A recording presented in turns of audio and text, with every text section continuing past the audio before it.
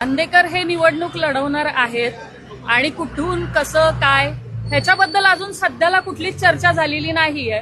सध्या तरी आम्ही कोर्टापुढे अर्ज ठेवला होता, तो माननीय कोर्टाने तो मान्य केलेला आहे आणि आता सध्या आम्ही अंधेकरांची बेल सुद्धा ठेवलेली आहे। बाकी इथून पुढे बघूयात काय होतंय, त्यावर मग त्या अनुषंगाने मी सांगेल।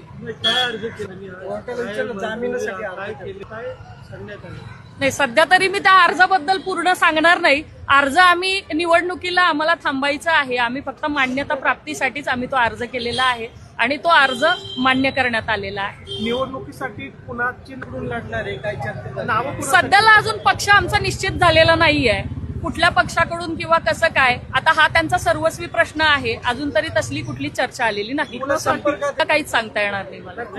कोणाची नावं दिली? त्याच्यामध्ये बंडू अंधेकर, लक्ष्मी अंधेकर आणि सोनाली अंधेकर या तिघांची नावे देण्यात आलेली आहेत आणि कोर्टाने ते मान्य केलेलं आहे। बाकी पक्ष वगैरे ते कळेलच तुम्हाला, कारण सध्या तरी काहीच निश्चित नाहीये। सध्याला लक्ष्मी अंधेकरांची बेल ठेवलेली आहे, ती 16 तारखेला तारीख आहे, त्यावेळेस बघूया। ओके।